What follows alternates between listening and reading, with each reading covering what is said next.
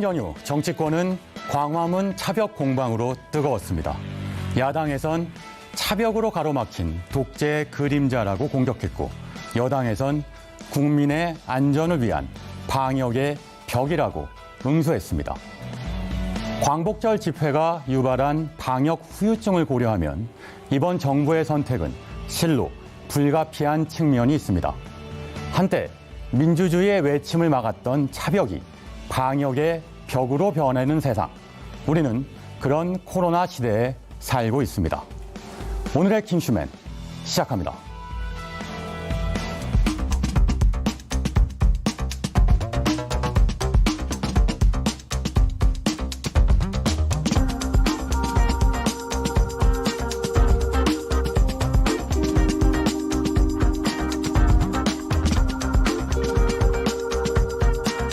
네, 안녕하세요. 10월 5일 월요일입니다.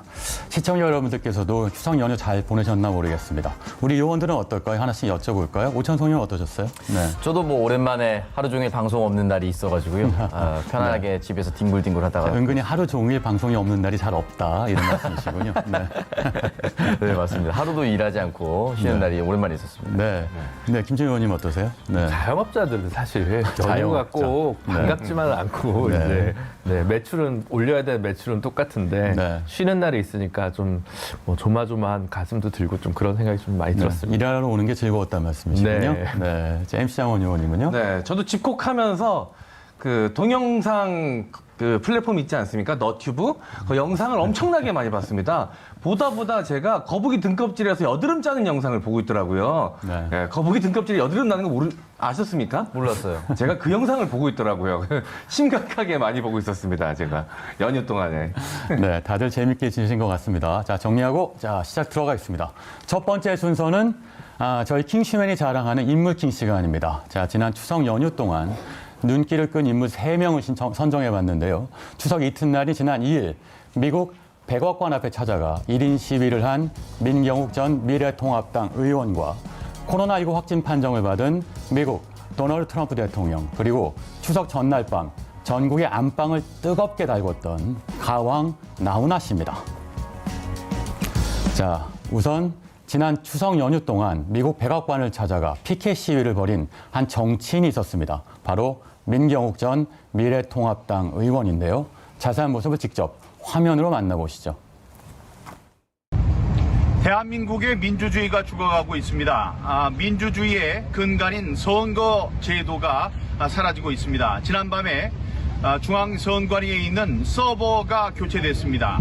이 서버는 이번 4.15 부정선거의 디지털 범죄의 증거입니다. 저는 이곳 워싱턴, 미국 워싱턴 내 중심인 이곳 백악관 앞에까지 와서 피 끓는 심정으로 우리 대한민국의 민주주의를 재건해야 한다. 민주주의가 사라지는 것을 막아야 한다고 소리칩니다. 네, 민경욱 전 의원, 원래 워싱턴 특파원을 하셨어요. 예전에 워싱턴에서 KBS 뉴스 민경욱입니다. 이런 책도 냈는데 이번에 워싱턴에서 1인 시위자 민경욱입니다. 이런 소식을 전하셨네요. 자, 왜 민 의원이 저기서 나오는 겁니까? 네, 일단 21대 총선이 끝나고 나서부터 계속해서 민경욱 전 의원이 얘기했던 내용인데요. 부정선거가 있었다, 이런 내용입니다. 사실 극단적으로 비유하면 지난 20대 총선, 선거 무효 소송을 낸 사람이 13건이 있었는데 이번에 민경욱 의원 때문인지 137건을 10배 이상 증가를 했습니다. 맞네요. 네. 네. 그러니까 민경욱 의원은 일단 4.15 총선은 전체적으로 부정선거였다. 그 배후에는 중국이 있다. 한국의 선거제도는 죽었다. 민주주의가 위험에 처했다라고 하면서 워싱턴에 간 이유를 밝혔습니다. 중국에 있다는 내용은 무슨 내용입니까? 사실 이제 중국의 내용이 서버가 네. 중국에서 있었고 이 중국 사람들이 함께 참여를 했었고 네. 이 댓글을 보면은 이미 예전에 댓글들이 다 올라와 있었다. 그래서 네. 중국에 지령을 내려서 여론도 조작을 했었다라는 네. 내용이 밝혀지기도 주장하기도 했었습니다. 네, 일단 주장인데 김준호 의원, 일단 대법원에서 재검표를 할 예정이라고 들었는데 그러면 백악관 앞에서 이렇게까지 할 이유가 없지 않습니까? 글쎄 뭐 민경욱 전 의원께서 어떤 생각으로 미국까지 가셨는지는 네. 잘 모르겠습니다만 선거 무효 소송 같은 경우는 이제 6개월 이내에 결론이 나 있도록 이제 되어 있습니다. 최장 180일이죠. 네, 그렇습니다. 그리고 이제 선거 무효 소송 같은 경우 기본적으로 대법원에서 단심으로 처리를 하기 때문에 뭐 2심, 3심이 별도의 절차는 없고요. 네. 특별한 성격의 소송이기 때문에 그렇습니다. 재검표 요청이 들어왔고 이제 그에 따라서 재판부에서 판단을 할 텐데 현재 재검표 신청이 받아들여진 것으로 보이고요. 이제 뭐 한 달 조금 넘게 남았으니까 곧 가까운 시일에 결론이 나지 않을까 싶습니다. 네, 민주는 이 과정을 전 과정을 생중계해달라 이런 요구도 하고 있는 것 같던데요. 문제는 이렇게 백악관 앞에서 시위를 하고 있는 와중에 백악관에 정작 주인이 없었습니다. 트럼프 대통령은 지금 현재 백악관에 없는 상태인데요. 아시다시피 정작 미국 트럼프 대통령은 코로나19 확진 사태를 받고 병원을 향했었습니다. 그리고 트럼프 대통령의 상태에 대해서 온갖 추측이 난무하고 있었으나 다행히도 이거 관련돼서 여러 얘기가 나오고 있습니다. 일단 동영상 한번 찾아보시죠. I want to thank everybody for the tremendous support. I'm going to Walter Reed Hospital. I think I'm doing very well, but we're going to make sure that things work out. The First Lady is doing very well. So thank you very much. I appreciate it. I will never forget it. Thank you. I came here, wasn't feeling so well. I feel much better now. We're working hard to get me all the way back. I have to be back because we still have to make America great again. So many things have happened. If you look at the therapeutics, which I'm taking right now, some of them, and others are coming out soon that are looking like, frankly, they're miracles. If you want to know the truth, they're miracles. 네, 일단 평소에 CNN하고 뉴욕타임스를 자주 보는 MC 장원 의원한테 여쭤봐야 될 것 같은데. 네. 정확히 잘 현재 찾아오셨습니다. 트럼프 대통령 상태가 어떻습니까? 네. 네, 사실 방금 보신 저 영상이 공개된 게 지난 2일이었습니다. 저 영상이 공개되기 전까지만 해도 트럼프 대통령의 주치의였던 콘리는 트럼프 대통령의 건강 상태가 매우 양호하다라고 밝혀왔었는데요. 반대로 일부 언론에서는 트럼프가 매우 위험한 상태이다라고 보도를 했었습니다. 이 보도는 사실 백악관 내부에서 나온 목소리였습니다. 마크 메도스 비서실장의 입을 통해서 전해진 이야기였는데요. 트럼프 대통령의 건강 상태를 두고 백악관에서 전혀 다른 두 가지 이야기가 나온 것이죠. 이것이 문제가 되자 트럼프 대통령의 주치의는 바로 트럼프 대통령의 산소 포화도가 94% 이하로 떨어진 적이 있어서 두 차례 산소 치료를 진행을 했었다. 하지만 현재는 매우 건강한 상태이다라고 밝혔고요. 네. 트럼프 대통령도 영상을 통해서 지금은 건강이 매우 좋아졌고 빠른 시일 안에 백악관으로 돌아갈 것이다라고 밝혔습니다. 그리고 최근에 보도된 내용을 보니까요. 이르면 내일 병원을 퇴원을 해서 백악관으로 돌아가 집무를 할 예정이라고 합니다. 네, 말씀하신 것처럼 이르면 내일, 그러니까 오늘 새벽발 보도였는데 빨리 회복되고 있다는 얘기가 있어요. 이렇게까지 빨리 회복된 사례가 있었나 싶기도 한데 네. 치료제 때문일까요? 치료제가 어떤 치료제가 쓰였는지 이런 걸 얘기하고 필요가 있겠다 싶은데 특히 말라리아 치료제 얘기를 많이 했었습니다. 트럼프 대통령 본인이. 근데 네, 정작 맞습니다. 본인은 사용하지 않았다고 하던데요. 네, 말라리아 치료제입니다. 하이드록시 클로로킨이라는 약인데요. 지난 3월이었습니다. 트럼프 대통령이 신의 선물이라고 칭송을 하면서 이 약의 효능이 입증만 된다면 코로나19 치료에 획기적인 전환점이 올 것이다라고 이야기를 했고요. 지난 5월에는 주치의의 승인을 통해서 직접 투약을 받기도 했었습니다. 그런데 바로 6월 달에 FDA에서 긴급 사용 승인을 취소했거든요. 왜냐하면 부작용도 있을 수 있고 실제로 효능이 거의 없다라고 이야기를 한 것입니다. 네. 그래서 트럼프 대통령은 현재 그 약을 투약을 받진 않았고요. 새로운 약을 투약을 받고 있다고 하는데요. 이 부분에 대해서는 잠시 후에 투깡스 코너에서 자세한 이야기 들으실 수가 있습니다. 저도 잘 아는데 네. 뒤에 나오시는 분들이 할 말이 없으면 안 되니까요. 잘 아시지만 예. 알겠습니다.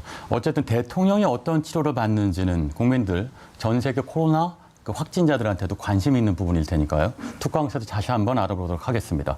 자, 이번 추석 연휴는 코로나 때문인지 마냥 즐길 수만은 없었던 분위기였습니다. 그런데 한 남자로 인해 전국의 안방이 들썩들썩했다는 후문인데요. 바로 가황 나훈아 씨 소식입니다. 자, M 의원, 이것도 역시 조사해온 게 있으시죠? 네, 제가 조사를 또 상세히 해왔습니다. 추석 전날 밤이죠. 국민 가수 나훈아 씨가 오랜만에 대중 앞에 모습을 드러냈습니다. 그 얘기 자세히 나눠보기 전에 우선 제가 간략한 프로필을 준비해 봤는데요. 함께 보시죠. 레디, 스타트!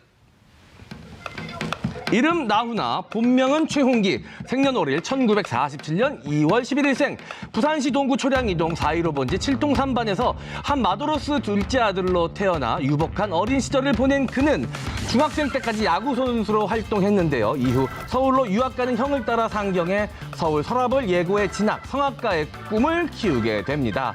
그리고 1966년 천리길이라는 노래로 가수 데뷔, 그때 나이가 무려 고3. 고3. 이제 보니 나훈아 씨도 아이돌 가수 출신이네요. 사랑은 눈물의 씨앗, 고향역 등 히트곡을 연달아 내며 승승장구하던 어느 날 서울 시민회관에서 공연을 하던 도중 한 남성으로부터 습격을 받게 되는데요. 70여 바늘이나 꿰매는 큰 상처를 입게 되니 그때 나훈아 씨의 나이가 25.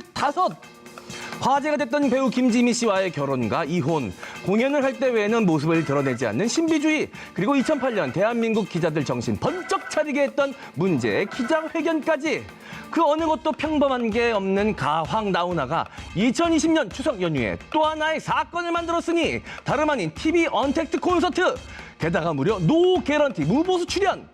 찢어진 청바지에 흰색 러닝 셔츠 차림으로 청춘을 돌려달라 부르짖는 그 모습에 집집마다 감탄과 환호성이 터져나왔다는 후문인데요. 코로나19로 국민들이 힘들어하고 있는 요즘 가만히 있다가는 두고두고 후회할 것 같아 공연을 준비했다는 진정한 국민 가수 나훈아. 무대 위에서의 모습은 20대 못지않게 팔팔한데 자꾸만 청춘을 돌려달라는 나훈아 씨의 욕심은 대체 어디까지일지, 지금까지 나훈아의 궁금한 프로필이었습니다. 네, 잘 들었습니다. 지금까지 MC 장원의 노 개런티 궁금한 프로필이었습니다. 무슨 말씀이세요? 노게런티란요. 예. 깜짝 놀랐습니다. 시청자 여러분들도 나훈아 씨 공연 아마 즐겁게 보셨을 것 같습니다. 추석에 낙이셨을 것 같은데 특히 중요한 건 한번 보셨겠습니다만 최초의 무관객 공연이 아니었을까 싶습니다. 앞에 관객이 없고 모니터만 있었는데요. 이런 공연 추석 때 결심한 이유가 있을 것 같습니다. 네, 저희 부모님도 굉장히 좋아하셨습니다. 용돈 드린 제 이야기보다 나훈아 씨 이야기를 더 많이 하시더라고요. 사실 나훈아 씨가 이 관객분들과의 소통을 굉장히 활발히 하는 가수로 유명합니다. 하지만 이번에는 언택트 콘서트로 진행이 됐기 때문에 무엇을 해야 될지 몰라서 굉장히 난감했다라고 이야기하면서 이번 공연을 기획한 이유를 발언했는데요. 코로나19 때문에 분위기가 안 좋은데 내가 가만히 있으면 두고두고 후회할 것 같아서 이번 공연을 준비했다라고 또 소감마저도 굉장히 멋있게 밝혔습니다. 자, 오찬성 의원 보셨어요? 네, 저는 이제 부분 발췌해서 봤는데요. 일단은 한 직업을 가지고 이렇게 오랫동안 활동하고 사랑을 받을 수 있는 아티스트가 있어서 참 다행이다라는 생각이 들었습니다. 나훈아 씨가 본인이 이제 김동건 아나운서와 인터뷰를 하는 장면이 잠깐 삽입이 됐었는데요. 거기서 이제 그렇게 얘기를 했었습니다. 태어나서 지금까지 직업은 가수 하나였습니다.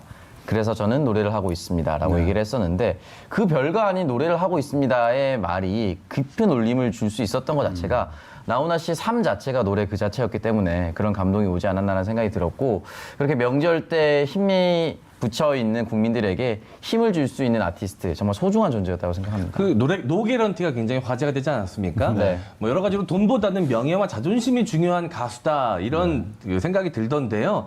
제작진의 개입을 좀 최소화하고 자신이 하고 싶은 것을 하기 위해서 노게런티로 진행한 측면이 좀 있는 것 같습니다. 그 모습을 보고 우리 오창석 의원이 많이 감복을 받아서 킹슈맨에서 자기 하고 싶은 얘기 하기 위해서 출연료를 받지 않겠다라고 대기실에서 얘기했습니다. 하기 싫은 얘기를 하고 그냥 개런티를 받는 방향으로. 그리고 하나 중간 광고도 받지 않았다고 합니다. 네. 공연의 흐름이 끊길 수 있기 때문에 중간 광고를 받지 않고 공연을 진행하도록 또 유도를 했다고 합니다. 네, 그리고 재방송도 없죠. 단 한 번의 나훈아 콘서트 라이브였는데요. MC, 그 김준호 의원도 보셨죠? 네. 근데 오랜만에 뭐 수신료의 가치를 느꼈다라고 하는 시청자들이 좀 많이 있었던 것 같습니다. 그런데 언택트 콘서트 자체는 뭐 최근에 뭐 아이유 씨라든가 아니면 혹시 유료 공연이지만 뭐 SM 기획이라든가 여러 회사의 이제 아이돌들도 진행을 하고 있으니까 좀 새로운 공연 문화로 자리 잡으면 매길 수 있을 것 같고요. 저는 그냥 봤을 때는 한 마리의 범이 호랑이가 이렇게 무대에 있구나. 정말 죽지 않고 그대로 건재하구나. 이런 걸 가장 많이 느꼈고 기를 많이 받으셨을 것 같습니다. 국민 여러분께서. 네, 세월의 모가지를 비틀어서 가겠다. 이런 계속 청춘이다. 이런 말씀하신 것들이 특히 중장년층들한테 정말 울림이 컸던 것 같습니다. 또 다른 이슈가 있는데 지금 오창석 의원이 말씀하셨지만 나훈아 씨한테는 다른 직업 없이 오직 가수 하나였어요. 하지만 다른 직업을 가질 뻔도 했다고요? 그게 정치라고요? 네, 맞습니다. 1992년 민주자유당, 흔히 말하는 이제 3당 합당 이후에 탄생했었던 거대 보수 여당이었습니다. 민주자유당 관계자로부터 정치권에서 이제 러브콜을 받았다고 합니다. 실제 이 92년대는 이제 통일국민당, 현대 정주영 회장이 만들었었던 당이죠. 이때 이주일 씨가 통일국민당의 국회의원으로 활동을 했었는데 이 당시에 비슷한 이제 제의를 받았다고 합니다.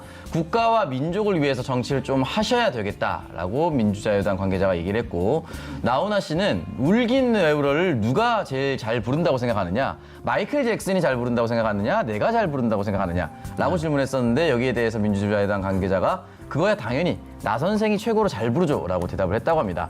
그러면 내가 정치를 해야 됩니까? 노래를 해야 됩니까? 라고 반문하면서 정치권 제의를 거절했다라고 하면서 정치는 정말 엘리트가 해야 된다. 국민의 마음을 잘 보듬고 많이 알고 많이 공부하는 사람이 해야 된다라고 하면서 본인이 거절했다라고 밝혔습니다.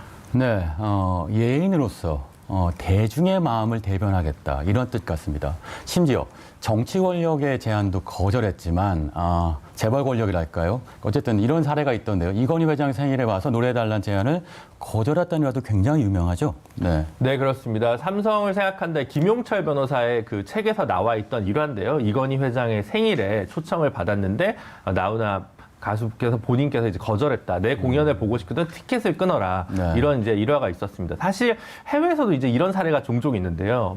모 가수는 예를 들어 동유럽의 어느 독재자의 생일 파티에 초대를 네. 받아서 돈을 받았다가 욕을 먹는 경우도 있고, 이제 반대로 이제 그런 걸 거절해서 화제가 된 사례도 있었는데, 한국에서는 좀 이례적인 사례입니다만 어쨌든 네. 어떤 예인으로서의 자기 프라이드, 네. 자존감을 잘 보여준 일화가 아닌가 싶습니다. 네. 정치의 부름도 마다하고 돈도 불러도 소용없고, 하지만 나훈아 씨가 예의를 지키는 단 한 대상이 있습니다. 바로 노래를 만든 창작자들인데요. 그래서 이 특별한 퍼포먼스가 있다고 하던데, 이 노래가 누가 만들었는지 이런 거 표현해주는 퍼포먼스라고 하던데 어떤 내용입니까? 네, 이 나훈아 씨의 찐팬분들이라면 이미 다 잘 알고 계신 사실이라고 합니다. 이 노래를 구성하는 중요한 요소가 이 작사와 작곡이 아니겠습니까? 이 작사와 작곡 중에서 본인이 한 가지만 한 노래의 퍼포먼스를 할 때는 한 손만 들고요. 작사와 작곡을 모두 한 경우에는 양손을 드는 퍼포먼스를 진행을 한다고 합니다. 굉장히 독특한 퍼포먼스인 것 같은데요. 그럼 여기서 제가 돌발 퀴즈 하나 오창석 요원에게 드리도록 하겠습니다. 작사, 작곡, 편곡까지 한 경우에는 어떤 퍼포먼스를 하실까요? 그런 거 없습니다. 예, 맞추려고 하지 마세요. 예. 오른쪽 다리도 올라갈 뻔했어요. 네, 두 팔 드는 것까지만 하신다고 합니다. 예. 알겠습니다. 자, 그런데 무대 위에서 나훈아 씨가 특별한 발언을 한마디 했어요. 정치권에서 이걸 두고 제각각 해석을 내놓고 있는데, 일단 어떤 발언인지 한번 정리해보고 얘기 좀 나눠보죠. 네, 나훈아 씨가 이 무대 위에서 했었던 발언 화면을 통해서 먼저 만나보시겠습니다. 자, 이런 발언을 하셨습니다. 옛날에 역사책을 보든 제가 살아오는 동안에 왕이나 대통령이 국민 때문에 목숨 걸었다는 사람은 한 사람도 본 적이 없습니다. 라고 이야기를 하면서 뒷이야기를 이어갔는데요. 이 나라를 누가 지켰냐 하면 바로 오늘 여러분들이 이 나라를 지켰습니다. 대한민국 국민 여러분, 세계에서 제일 1등 국민입니다. 라는 이야기를 했습니다. 사실 이 발언 때문에 정치권이 해석을 여러 가지로 하고 있어요. 그러니까 무슨 얘기냐면, 이 나훈아 씨가 한 팔을 든 것이냐, 양팔을 든 것이냐, 각자 해석이 다른데 오창석 의원은 어떻게 해석하십니까? 일단은 이제 주요 의원들의 발언을 좀 정리를 해볼 필요가 있을 것 같아요. 국민의힘의 장제원 의원이 먼저 이렇게 해석을 했습니다. 언론이나 권력자는 주인인 국민을 위해 존재해야 한다는 것이 공연의 키워드였다. 그리고 김병우 국민의힘 의원은 오죽 답답했으면 국민 앞에서 저 말을 했을까라고 했고요. 여기에 반대되는 의견으로 더불어민주당의 정청래 의원 같은 경우는 우리 국민들은 위대하고 자긍심을 가져도 좋다는 것이 발언의 핵심이다. 오도하지 마라. 한국어를 모른가라고 이야기를 남겼는데, 사실은 나훈아 씨가 정치권의 러브콜도 거절했는데 여기 나와서 굳이 정치적인 발언, 그러니까 한쪽으로 편향되게 이용될 수 있는 발언을 했을 것인가? 네. 저는 그렇게 생각하지 않거든요. 나훈아 씨가 또 인터뷰 중에 이런 얘기도 했습니다. 제가 잠깐 나오지 않으니까 신비주의다.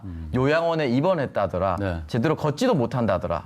라고 해서 제대로 걸어 다니는 게 미안하게 느껴졌다. 이렇게 우스갯소리를 했거든요. 그러니까 자신의 의도를 자기가 입으로 얘기하지 않는다고 해서 함부로 왜곡하지 말라는 뜻이었어요. 그러니까 이 발언 역시 우리 국민들 힘내세요였습니다. 네. 예, 그런 발언을 그 이상으로 해석할 필요는 없다고 봅니다. 네, 정리하면 나훈아 씨는 누구의 손도 잡지 않았습니다. 결국 대중, 국민의 손만 잡은 것 같습니다. 자, 한 가지 더 질문이 있는데 재방송이 없어요. 그러니까 이 콘서트를 놓친 분들이 많이 아쉬워하시는데 그래서 중국에서 벌써부터 재방송 대신에 뭔가 불법 캠으로 찍은 사진 이런 것들이 유통되고 있는 것 같던데 이걸 보호할 방법은 없습니까? 네, 그렇습니다. 지금 현재 중국의 한 동영상 사이트에 2시간 넘는 이 콘서트 전체 영상이 올라와 있다고 하는데요. 이에 대해서 좀 단호한 대처가 필요해 보입니다. 중국에도 저작권법은 분명 있기 때문에 이제 그 손해에 대해서 보상을 받을 수 있는 소송은 분명 진행할 수 있는데요. 현재까지 뭐 징벌적 손해배상이나 이런 것들이 도입된 것은 아니기 때문에 사실 소송 비용 회수 정도만 해도 그치거나 피해액을 좀 입증하기 좀 어려운 측면이 있을 부분이 항상 좀 문제가 되는 상황입니다. 하지만 워낙 국민적 관심사였기 때문에 아마 나훈아 씨 본인뿐만 아니라 KBS 측에서도 아마 소송적 대응에 나서지 않을까 싶습니다. 네, 나훈아 씨의 컨텐츠를 보호하는 것 이것이야말로 나훈아란 가수를 보호하는 일이 아닌가 싶습니다. 자, 지금까지 코로나19 확진 판정을 받은 미국 트럼프 대통령부터 추석 연휴 안방을 달군 가왕 나훈아 씨까지 국내외 주요 인물들에 대해서 살펴봤습니다. 지금까지 인물킹이었습니다.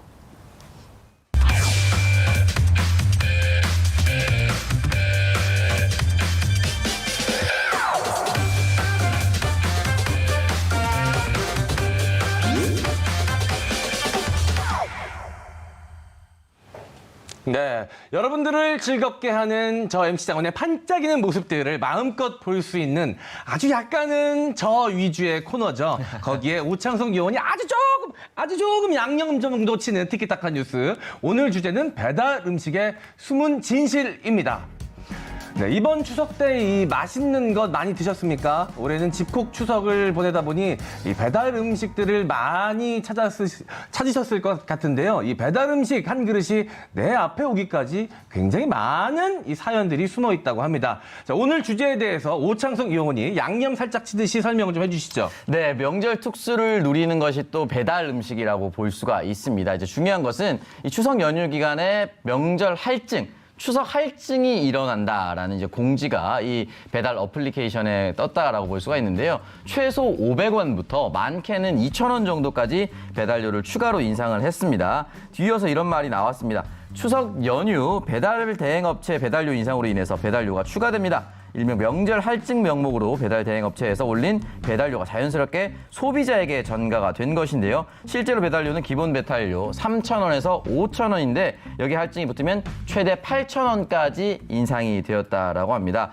그래서 배달업체는 이것을 과연 소비자에게 전가해야 되는 것인가 말아야 하는 것인가 고민을 하다가 결국은 연휴 기간 동안 가게를 아예 열지 않는 그런 가게들도 있었다고 합니다. 네, 가끔 이렇게 음식을 시키다 보면 이것저것 추가되는 것들이 굉장히 많긴 하더라고요. 근데 이렇게 많은 것들이 추가되다 보면 이 배보다 배꼽이 더 큰 경우, 이 음식값보다 이 배달료가 더 비싸지는 경우도 생길 것 같다라는 걱정이 들기도 하는데요. 네, 좋습니다. 다 낼 테니까 이 배달원 분들에게 많이 좀 돌아갔으면 좋겠는데요. 어떤가요, 실정은? 일단은 배달앱 우리나라 최대 사이트죠. 이제 비사 같은 경우는 직접 고용은 아니죠. 플랫폼 노동자라고 하죠. 그 회사와 연결돼서 수익을 좀 보전해주고 부족하는 부분이 있으면 메워주는 방식인데요. 나머지 업체들은 조금 다릅니다. 일단 소비자가 제공했었던 이 배달료 그리고 음식 업주가 제공한 이제 배달료를 합쳐서 이제 배달 기사에게 제공을 하고 있다고 합니다. 네, 알겠습니다. 그 어느 배달원 분은 연봉이 1억이 넘는 경우도 있다라는 보도가 나온 걸 제가 봤거든요. 네. 이 사실입니까? 일단은 이 기사 정말 극소수에 해당하는 내용이다라고 볼 수가 있고 이 극소수도 과연 가능할 것인가라는 의문이 좀 드는데 배달로 연봉 1억을 벌기 위해서는 하루에 15시간에서 16시간씩 한 달에 25일 넘게 일하면 가능은 하다고 합니다. 근데 사실 하루에 15시간, 16시간 일하기도 힘들고요. 네. 쉬지 않고 25일 이상 일하기도 쉽지 않습니다. 그렇기 때문에 이 부분은 극소수이거나 거의 불가능하다라고 보시는 게 맞을 것 같고요. 2019년도 배달기사의 평균 소득액은 379만 원 정도라고 하고요. 연봉으로 치면은 4,548만 원 정도라고 합니다. 네, 그러니까 뭐 비교를 좀 하자면 저나 오창석 씨 같은 이 직업은 방송인이지 않습니까? 네. 이 방송인 연봉 공개라고 하면서 유재석 씨 연봉을 공개한 거군요. 그렇죠. 그런 느낌이라고 볼 수가 있겠네요. 이 배달업계의 경쟁이 굉장히 치열해지면서 사고의 위험도 굉장히 높아지고 있다라고 들었습니다. 네, 맞습니다. 사실 실제 동년 대비죠. 6월입니다. 전년 6월 대비 전체 교통사고는 약 10% 줄었다라고 합니다. 다행스러운 일이죠. 근데 다만 오토바이 사고는 14%가 오히려 증가했다라고 합니다. 그만큼 배달이라든지 배달 주문이 많아졌다. 그리고 오토바이로 인한 배달이 많아졌다라고 볼 수가 있는데 좀 가슴 아픈 내용일 수도 있는 것이죠. 네. 알겠습니다. 전 배달 음식이 훼손이 돼서 도착을 했다라는 이야기도 들어본 적이 있는 것 같습니다. 극히 일부 배달원분들의 이야기이겠죠. 이 일부, 극히 일부 배달 기사의 소양 부족으로 인해 불미스러운 일도 있지만 대부분의 배달원분들은 오늘 하루도 묵묵히 일하고 계신 분들이고요. 묵묵히 일하는 만큼 사고 위험에 노출이 되어 있습니다. 이분들에 대한 이 사회적 안전망이 필요할 것 같다라는 생각이 드는데요. 또 요즘에 이 배달 엑소더스라는 말이 존재한다고 합니다. 이 배달원들이 대부분 플랫폼으로 빠져나가서 자영업자분들이 이 배달원 구하기가 너무 어렵고 이 점점 오르는 배달료 부담 때문에 힘들다고 합니다. 이 오창석 의원, 이 배달 플랫폼의 남은 문제들 무엇부터 해결을 좀 해나가야 할까요? 일단은 좀 분리해서 보고 싶은 것이 이 배달 어플리케이션과 배달 업체라고 할 수 있죠. 배달 어플리케이션과 배달 기사는 좀 다르게 구분해야 된다고 보고 앞서 나왔었던 기사가 좀 저는 가슴이 아픈 것이 올해 최저임금이 8,590원입니다. 1시간 정도 일하면 8,590원 정도 일을 할 수 있다고 보는데 우리가 대면으로 음식점에 찾아가서 음식을 주문하고 다시 기다렸다가 다시 집으로 가져오는데 1시간 정도 걸려요. 네. 그거를 대신해 주는 사람이 저는 배달기사라고 생각을 하는데 아직도 연봉이 1억이나 된다. 379만 원이나 된다라고 월급을 공개하면서 직업의 귀천을 나누는, 그러니까 배달 기사는 그렇게 받으면 안 된다는 인식이 전제된 기사지 않습니까? 그러니까 이런 기사 자체가 굉장히 가슴이 아프고 실질적으로 구급 공무원보다 높은 월급일 수도 있는데 그렇다면 구급 공무원 하지 않고 배달 기사로 뛰어들래요라고 했을 때 누가 뛰어들겠습니까? 그만큼 사람들이 기피하는 직업 중에 또 하나예요. 그만큼 또 위험하고요. 그렇기 때문에 이 사람들에 대한 연봉이라든지 월급을 단순 비교해서 이 사람들이 마치 폭리를 취하는 것처럼 비추는 이런 기사도 좀 분별해서 봐야 된다고 생각합니다. 네, 맞습니다. 사실 이 음식을 주문한 소비자, 그리고 배달 기사분들, 그리고 그 판매하는 자영업자분들, 알고 보면 우리 모두 다 서로 연결이 촘촘하게 되어 있습니다. 이 편리하게 배를 채우게 된 만큼 누가 어떻게 그 대가를 나누어 지불해야 될지도 계속해서 고민을 해 보았으면 좋겠습니다. 네, 지금 라이브 댓글 보니까요. 배달 수수료도는 자영업자들한테 더 부담이다. 정말 와닿는 얘기죠. 또 목숨 내놓고 하는 것이다. 아마 배달하시는 분 말씀 같기도 한데요. 이런 댓글들이 있는데요. 또 하나 있습니다. MC 장원님이 자꾸 똑똑하셔서 큰일이다. 왜 큰일이죠? 좀 예. 알아보시죠. 네. 네, 알겠습니다. 이어서 제가 이 댓글 상황 알려드리도록 하겠습니다. 민경욱 씨, 미국 갔으면 영어로 해야 알아듣죠. 왜 한국말로 하시나요? 굉장히 냉철한 댓글입니다. 맞는 말씀이신 것 같기도 합니다. 이제 나훈아 씨에 관련된 댓글들도 굉장히 많이 보입니다. 나훈아 씨 가창력은 실제 콘서트 가서 보면 더 소름 끼칩니다. 라고 실제로 콘서트장에 가보신 분인가 봐요. 자, 여전히 스태미나가 장난이 아니네요. 멋지십니다. 라는 나훈아 씨 관련 댓글이 있었고요. 공공 배달앱 기대가 됩니다. 라면서 공공배달앱에 대한 기대감을 보여주신 분도 계셨습니다. 자, 배달시키려면 추가 금액 주는 게 맞죠. 배달원에게 임금이나 제대로 주던지 돈보다 안전과 생명이 먼저입니다. 라는 의견들 남겨주셨습니다. 지금까지 댓글 상황 알려드렸고요. MC 장원과 오창석의 티키타카 뉴스였습니다.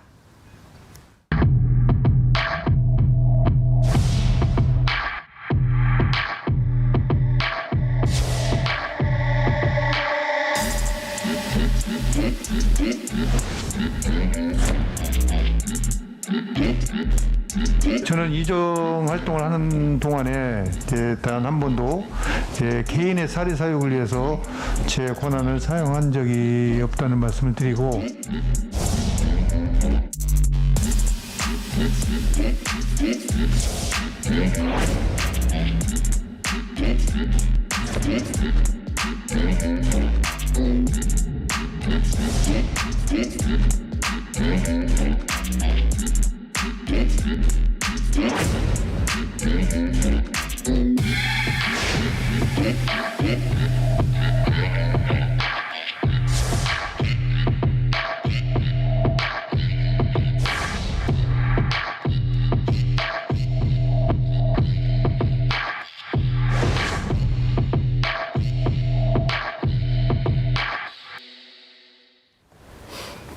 네, 오늘의 킹덤 주제는 금배제 특권, 이해 충돌을 막으려면입니다. 자, 이해 충돌을 막는다. 자, 지난번 추석 연휴 때요.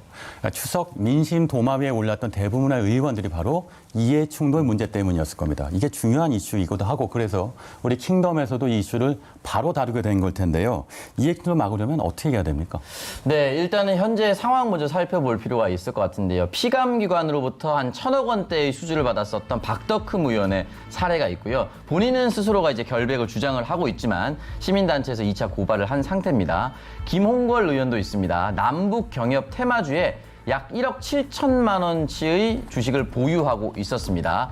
이 논란이 되자 해당 주식은 매각을 했는데요. 공교롭게도 두 의원 모두 해당 정당에서 빠지고 이제 무소속으로 바뀌었고요. 한 분이 더 계십니다. 국민의힘 윤창현 의원인데요. 삼성물산과 제일모직 합병 당시에 삼성물산 사회이사를 역임을 했습니다. 근데 현재 국회 정무위원회로 활동을 하고 있는데 이 정무위원회 자체가 총리실 산하 직속 기관이고요.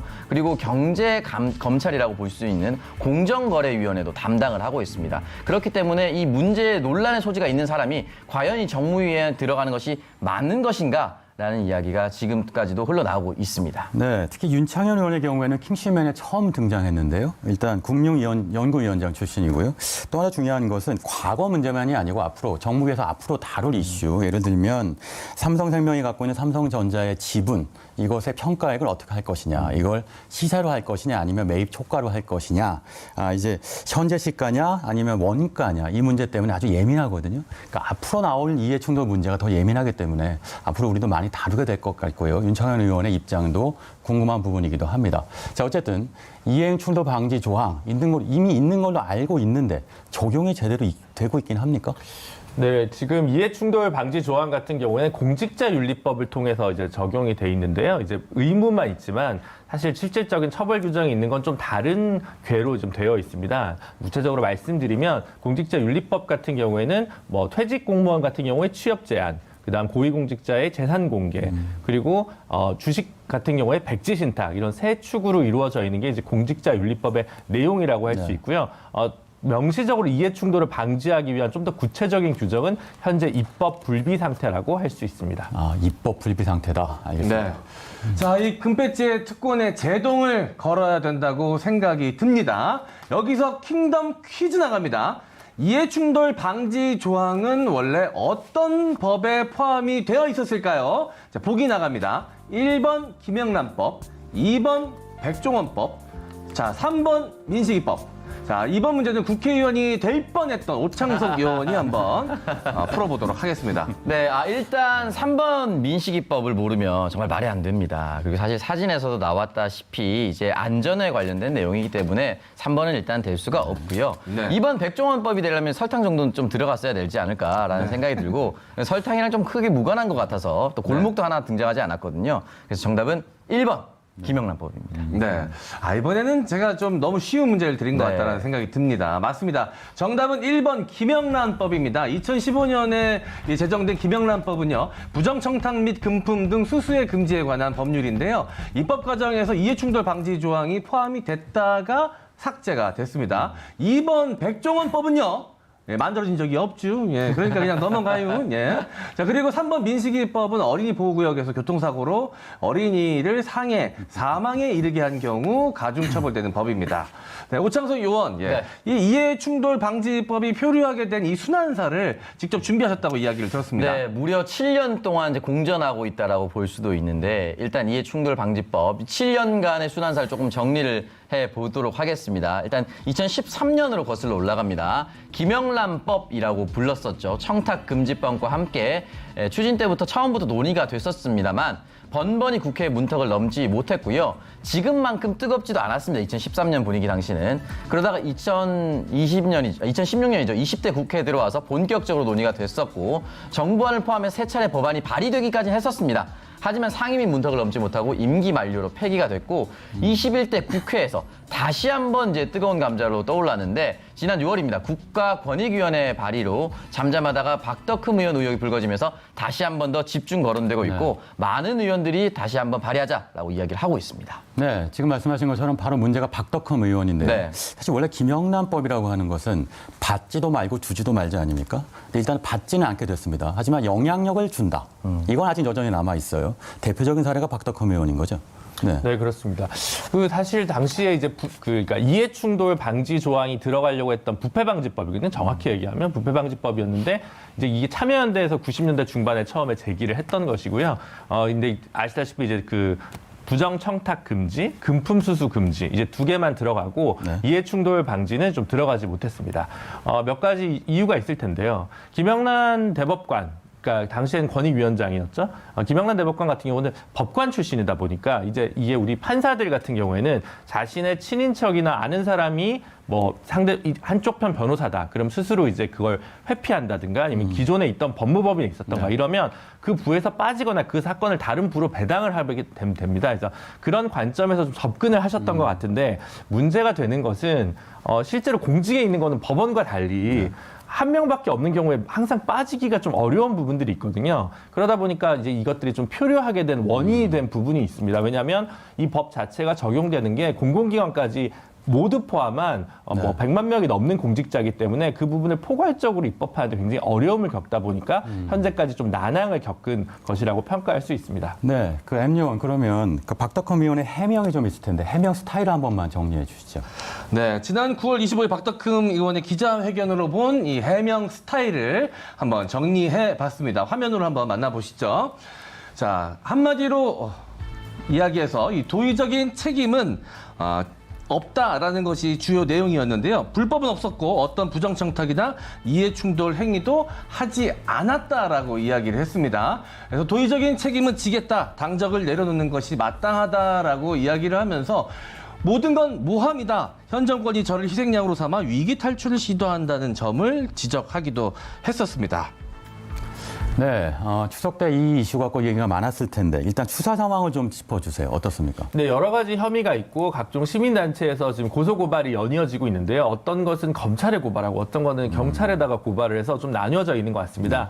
제일 큰 건으로는 기본적으로 박덕흠 의원이 전문 건설 협회장이던 시절에 골프장을 샀는데 이제 지인 골프장을 사서 시세보다 200억 높게 샀다는 혐의, 그래서 배임죄 적용 여부가 경찰에서 수사하고 있는 것 같고요. 네. 그리고 이제 신탁을 해서 판매가 되지 않았음에도 불구하고 국토위 위원을 계속했던 부분과 관련해서는 공직자윤리법 위반 혐의로 현재 검찰에서 수사를 진행하고 있는 것으로 언론 보도를 통해서 알려져 있는 상태입니다. 네, 그렇군요. 일단 민주당의 김남국 민영배 의원 그리고 정의당의 심상정 의원도 이해충돌 방지법을 발의했습니다. 국민권익위도 관련 법안을 냈고요. 일단 내용을 한번 짚어주시죠. 네, 일단 가장 중요한 건 국민권익위에서 낸 정부 제정 법안이 이제 원안이라고 할 수 있을 텐데요. 사적인 이익과 관련돼 있으면 이제 사전에 신고하는 네. 이제 이 조항이 사실은 가장 중요한 조항이라고 할 수 있습니다. 그리고 고위공직자가 민간 부분의 업무와 관련된 활동을 했을 경우 그 내역을 공개하는 것, 그리고 직무 관련 외부 활동을 좀 제한하는 규정. 가족은 공공기관이나 공직자에서 시험을 통해서 합격한 경우가 아니라면 채용을 제한하는 방향, 그리고 이제 수의계약 역시 이제 친인척과 관련된 부분은 체결할 수 없도록 하는 방향 등이 이제 주요하게 공직자 이해 충돌 방지 법안에 현재 2020년 6월에 국민권익위에서 제출한 상황입니다. 김남국 의원이나 민영배 의원 그리고 심상정 의원도 유사한 이야기들을 좀 하고 있는데요. 심상정 의원은 조금 더 포괄적으로 국민권익위 안과 좀 유사한 안이고요. 다른 분들 안 같은 경우 좀 원포인트 안들이어서 이것보다는 좀 커버 범위가 좀 좁은 법안이라서 국민권익위 법안을 중심으로 국민 여러분께서 좀 관심 있게 지켜보시면 좋을 것 같습니다. 일단 법안은 준비되어 있고 통과가 문제군요. 네. 네, 저는 이 외국의 경우도 굉장히 중요하다라는 생각이 듭니다. 저희가 참고할 만한 이야기가 있으면 좋을 것 같은데요. 외국에서는 어떻게 또 이 관리를 하고 있습니까?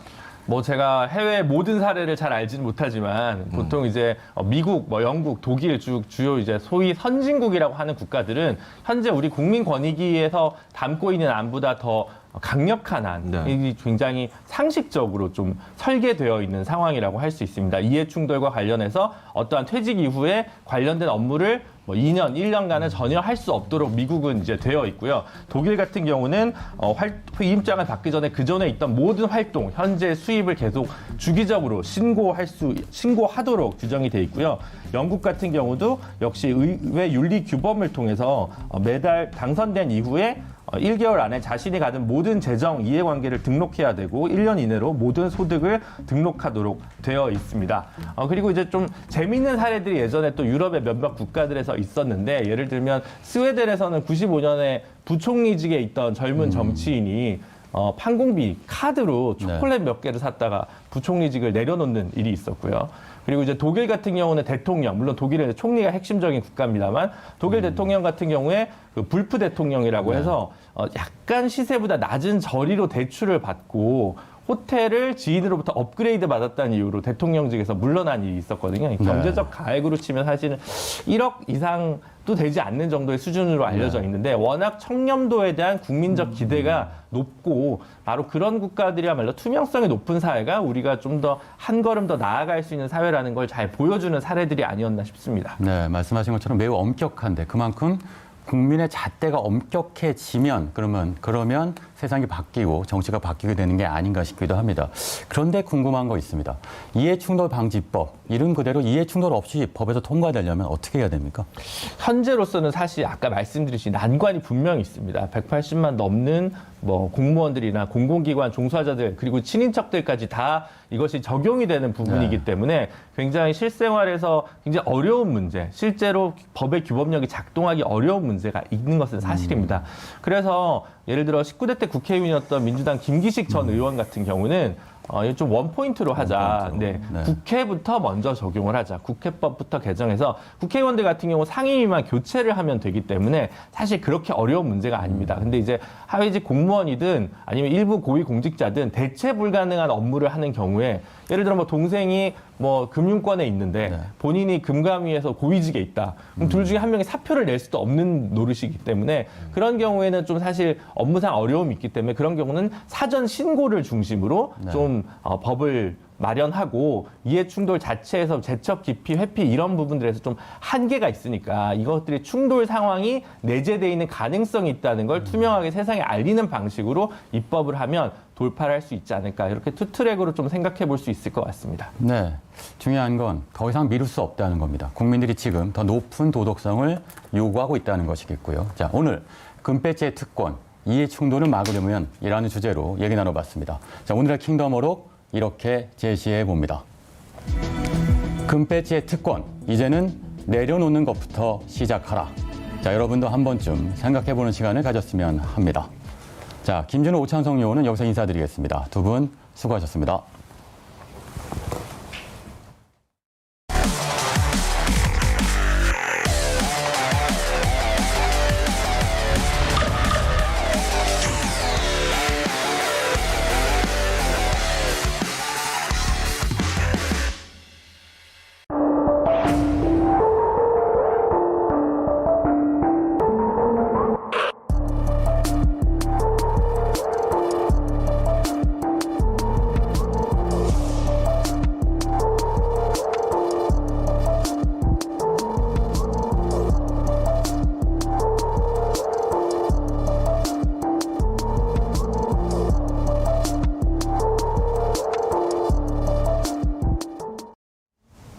네, 코로나 퇴치본부 투강스 시간입니다. 오늘의 코로나19 리포트 살펴보시죠.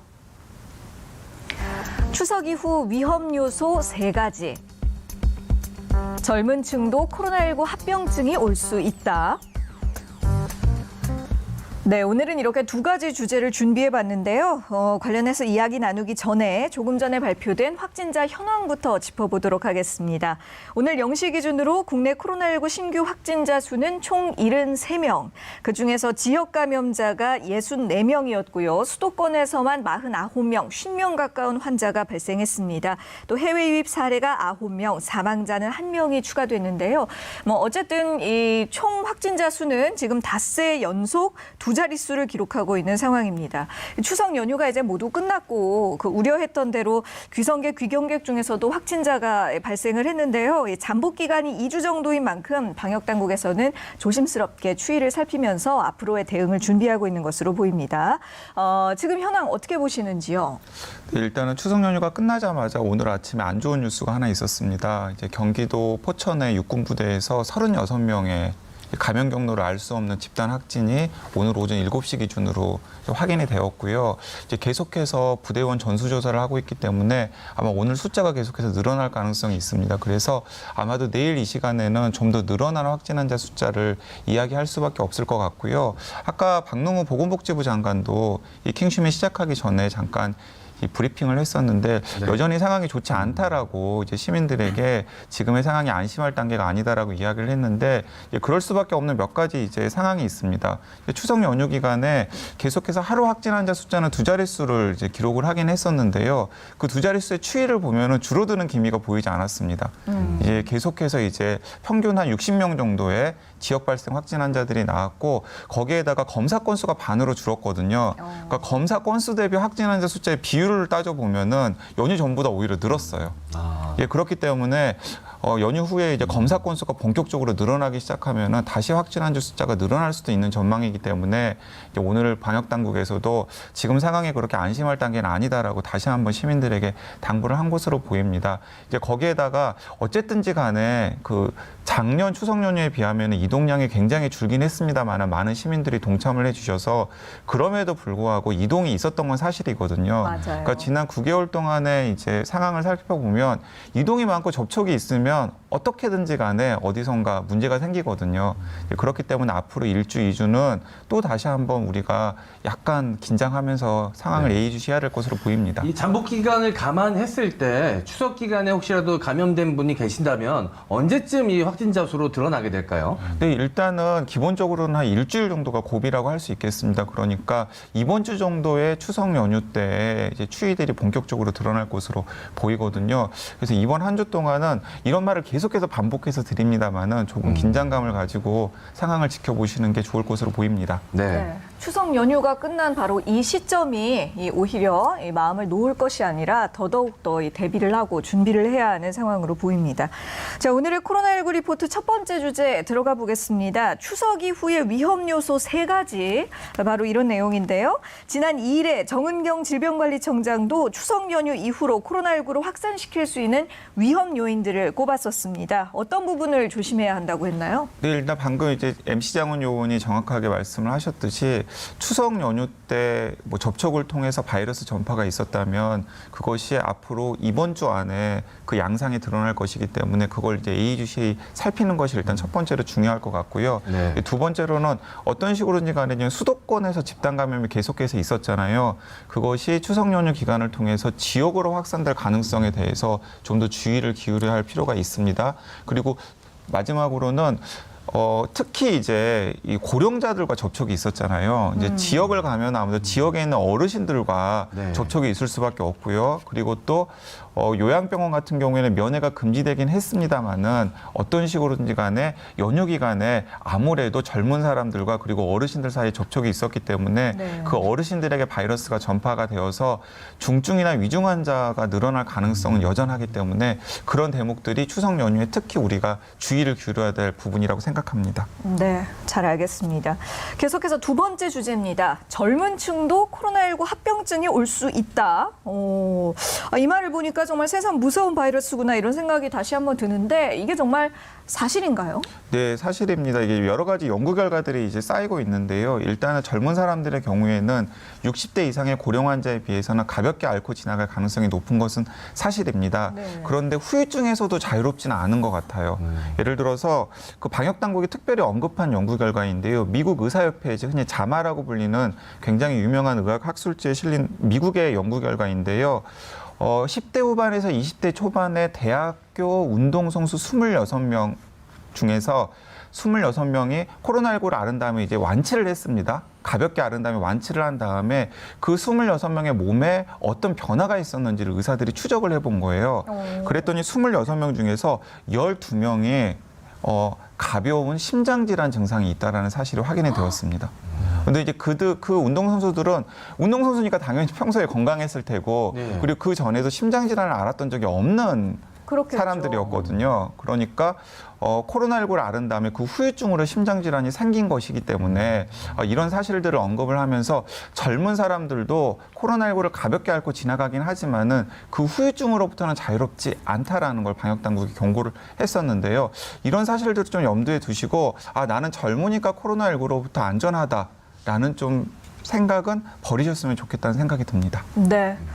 마지막으로 짧게 한 가지만 더 질문 드리겠습니다. 아까 인물킹에서도 나온 내용인데 트럼프 미국 대통령이 지금 코로나19 확진 판정을 받아서 그 치료를 받고 있잖아요. 이 트럼프 대통령은 어떤 방법으로 어떤 치료를 받고 있을지 많은 분들이 궁금해하시거든요. 어제 세계 최고의 권력자잖아요. 그래서 지금 가용한 치료는 일단 다 거쳐가고 있는 것 같습니다. 약간 경증 증상을 보였을 때는 렘데스비르라고 하는 약을 투여를 했었고요. 네. 그리고 산소 포화도가 낮아졌다는 이야기 아까 오창석 요원이 했었던 것 제가 같은데, 했습니다. 네. MC 장원 요원이 네, 했었습니까? 제가 했습니다. 네, 산소 포화도가 약간 낮아졌을 때는 덱사메타손이라고 하는 중증 환자에게 하는 스테로이드제 처방까지 한 것으로 보입니다. 그래서 미국 현지에서는 중증 환자에게 처방되는 덱사메타손이라는 스테로이드제를 처방한 것을 놓고서 트럼프 대통령의 상태가 좀 심각한 것 아니냐라는 이제 의혹도 제기가 되었었는데 그 의혹을 이제 좀 억누르기 위해서 트럼프 대통령이 방역 지침을 어기고 네. 이제 대중에게 이제 모습을 드러내는 이제 퍼포먼스도 이제 보였던 것으로 보입니다. 예. 이제 의료진은 일단은 미국 시간으로 오늘 중에는 일단 백악관으로 옮겨서 치료를 받는 것을 기대해 보겠다라고 이야기를 했는데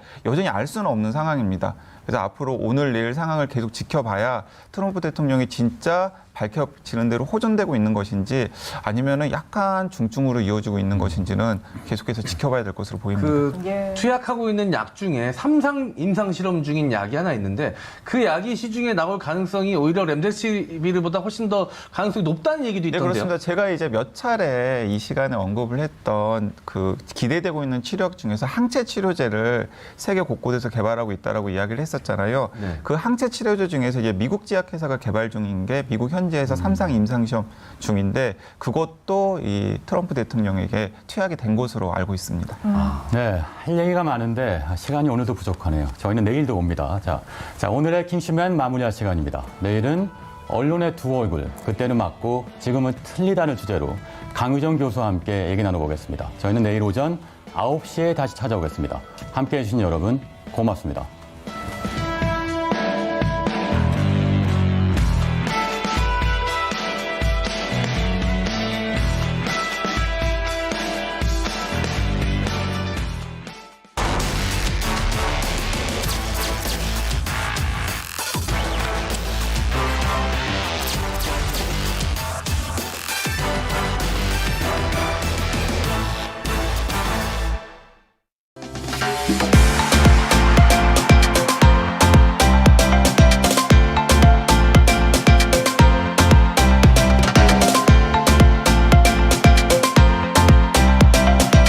TBS